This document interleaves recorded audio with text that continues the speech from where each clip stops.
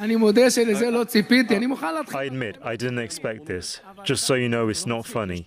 There is a business plan. Listen to me carefully. There's a business plan set by the most professional people there is, and is on President Trump's table, and how this thing turns into a real estate bonanza. I'm not kidding, it pays off. I have started negotiations with the Americans.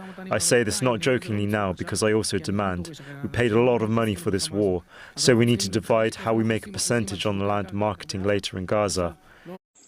What's going on, everybody? This is Afro Think Tank. Israeli finance minister says he's going to turn Gaza into a real estate bonanza. Got plans and everything. He said that they spending a lot of money clearing out Gaza. And he was smiling about it. Thought it was funny. Do anybody really think that September 7th, right? Their little moment, anybody think that wasn't planned out by the Israeli government? Does anybody think there's any real hostages at all? Does anybody think that there's really hostages at all? Does anybody think that the Israeli government actually cares about the Israeli people and those hostages when they have killed majority of those hostages, bombing Gaza continuously? This is pure genocide for the sake of real estate. And when those Israeli politicians go to their forums and, blatantly say what we all know, which these American politicians try to pretend like ain't happening, which all the Mr. J, who owns the media, tries to sanction, demonetize, and kick people off shows to try to talk about the truth, they just say it right out in the open. These white Europeans from Europe, colonizers, criminal illegal aliens, savage barbarian Neanderthals, doing what savage Neanderthals have been doing for 500 years, just in Gaza. You got these people who can't escape. They can't go anywhere.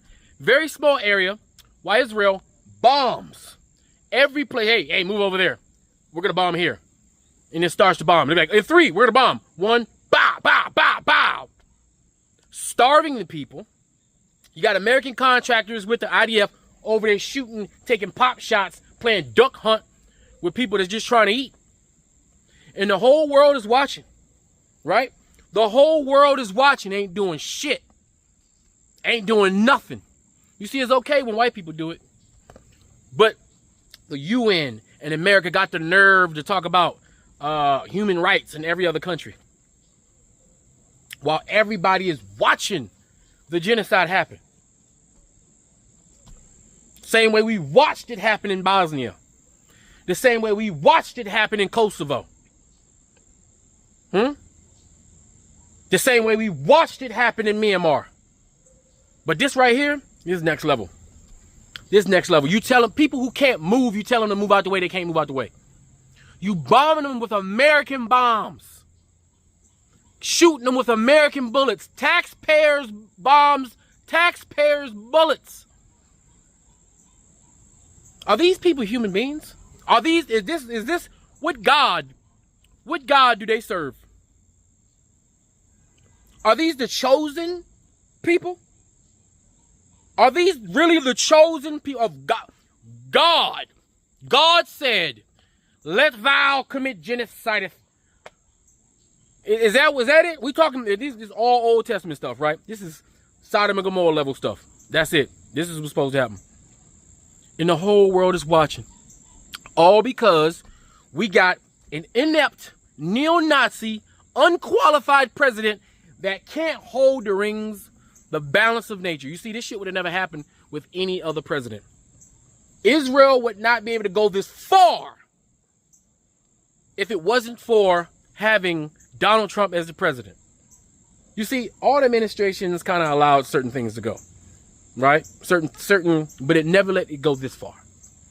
But everybody's taking advantage of Donald Trump. You think that Russia would be doing all of this if we had a competent president in Ukraine? No, not all of this. But everybody knows that we don't have a government. We don't have a cabinet worth shit. We don't have an administration worth shit. We are a governorless, lawless country. And every dictator on the planet is taking advantage. And when the Israeli politicians get on stage, they smug too, because they know they own the American politicians. They know they own them with their super PACs. Citizens United. Until we overturn Citizens United, Israel will continue to own America. You hear what I said? Until we overturn Citizens United, which give the democratic power back to the people. It gets money out of politics. It makes it so all politicians should be funded by the public, the same way Obama got elected. By the public. By the public. Not by corporations that have their own incentives. How long are we going to watch this genocide happen? Open, blatant genocide of people. Now keep in mind, the American Palestinians voted for this because they didn't want to see a black woman in charge. This is what we told you American Arabs this was going to happen. We told you, but you ain't want to listen because your need to be misogynistic and racist superseded common sense. Now look what you did to your people. The blood of the Palestinian people are on the American Arabs' hands. They're on your hands. All you American Arabs that voted for Donald Trump, all of you, it's all on your hands. All you people that was going to Kamala Harris's rallies and having all the smoke for the Democrats, while Kamala was telling you, hush, hush, let me get in there first. While she was telling you, keep your fucking mouth shut, let me get in there first and do my shit. You ain't want to hear that because you trust that white man. That white man that been fucking you up for 800 years. Somehow you trust that white man. That white man that been crusading against you for 1,500 years. 1,500 years they've been crusading on you. Destroying you. But somehow in your head you justified that because that's how racist and misogynist you are. You did it to your fucking self. And you did it to the Palestinian people who didn't deserve this shit. They're being starved. They're being shot at by white, racist American biker gangs along with apathetic IDF soldiers. They're being bombed by the IDF government using American bombs. There's nobody's helping. Not even none of them Arab countries are helping. None of them rich-ass, oil-rich Arab countries, they ain't doing shit. Egypt right there. All of a sudden, you want to call Israel, you want to say they're the enemy now, but you ain't doing shit. You right there. You ain't doing shit. It's tragic.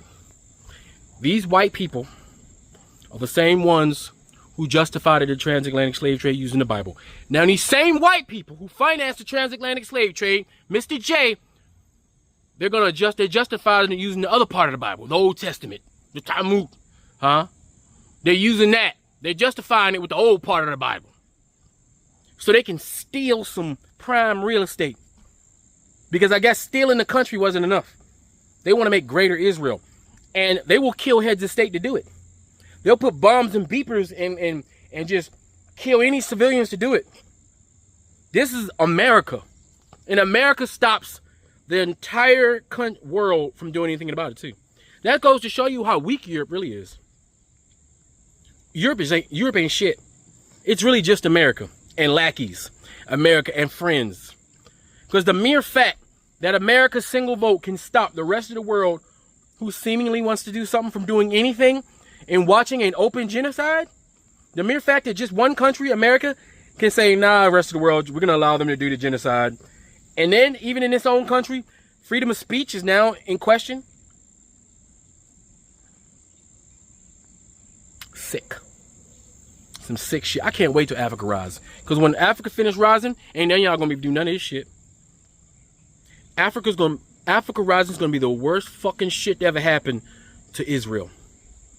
Because y'all ain't got enough motherfucking people. Y'all ain't going to have enough motherfucking resources. Y'all about to not have America to back y'all bitch asses up either. Yeah.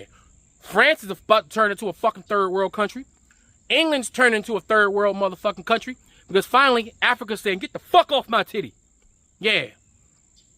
Now you got Nigeria selling oil to America. Yeah. America ain't going to be able to do shit either. What you going to do When all 55 of them black states stand the fuck up, huh? With black soldiers. All them Ethiopians gonna go home. Fuck Israel. They all gonna go home. Watch. And all 7 million of you motherfuckers over there in Israel, y'all gonna have problems. Because y'all ain't gonna be able to get shit.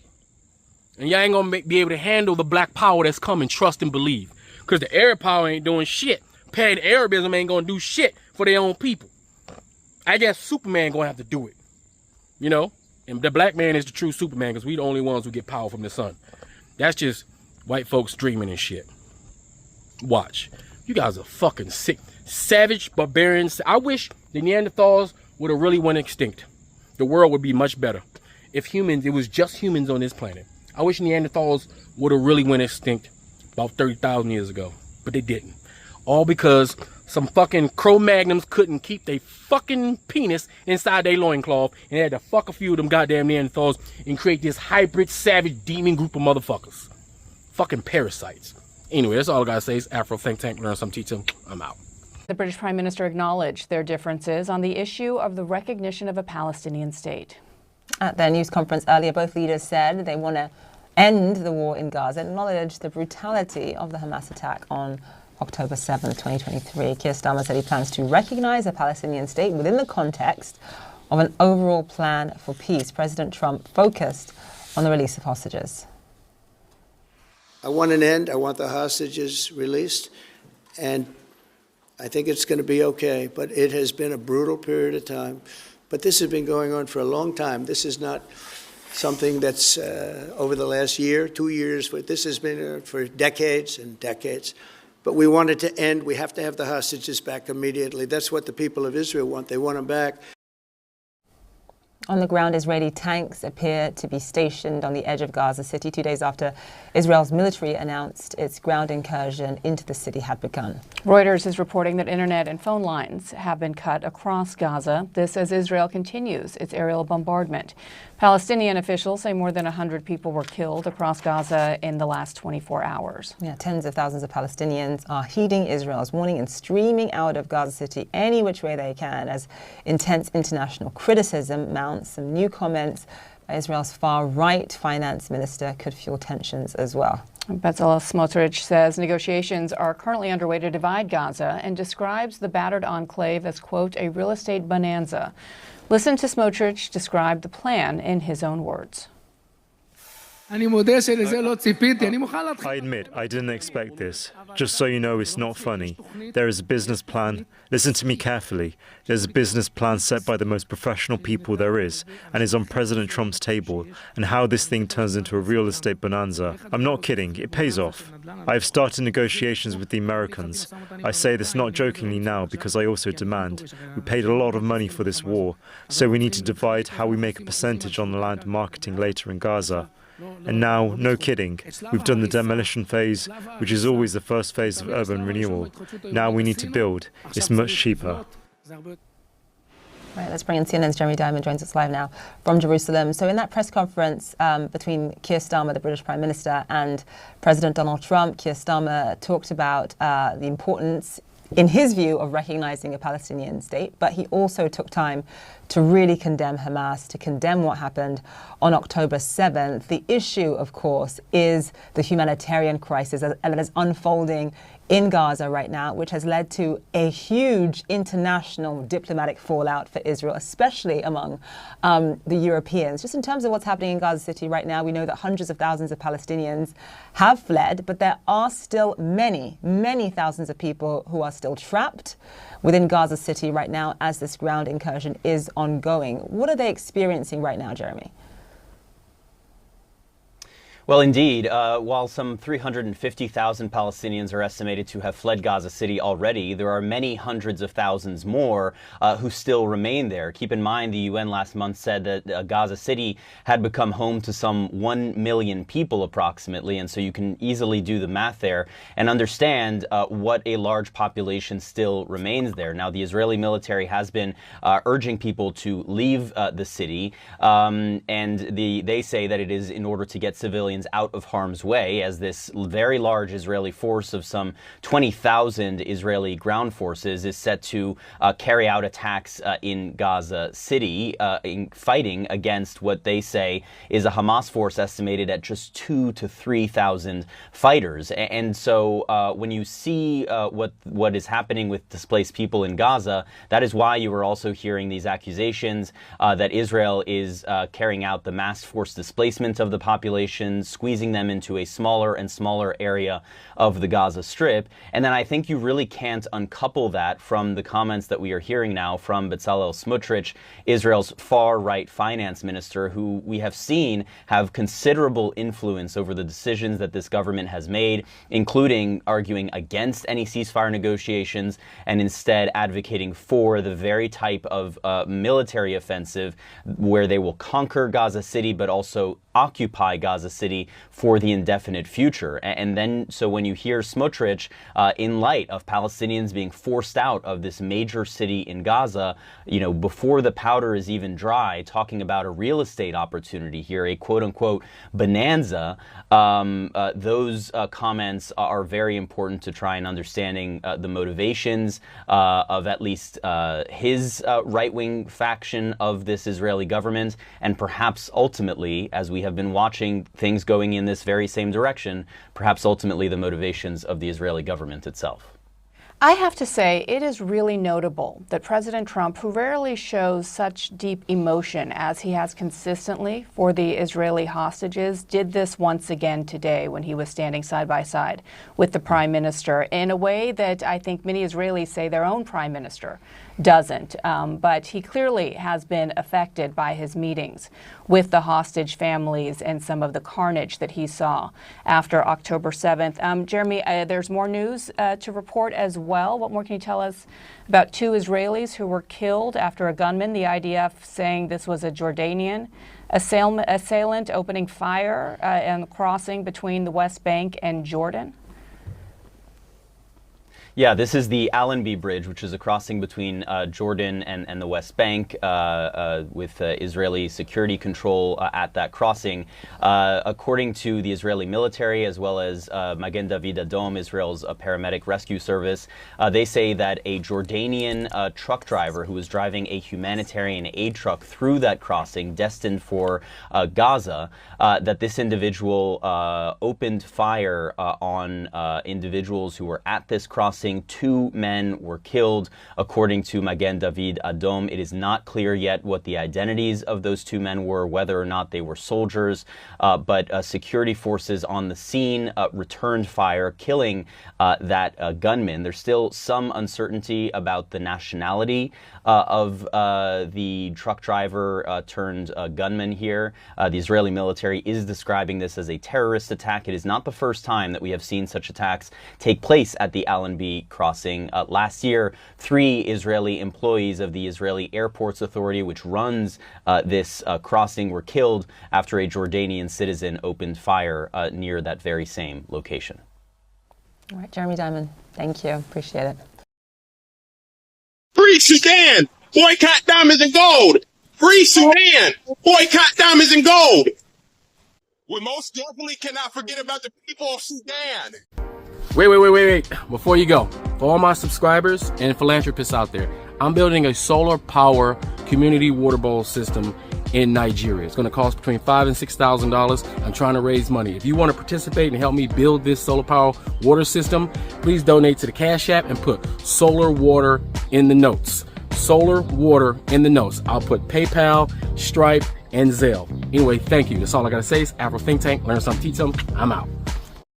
Thanks for watching Afro Think Tank. Don't forget to like, share, and subscribe. And follow me on Substack and Patreon for more content. Remember, it's Pan-Africanism or nothing.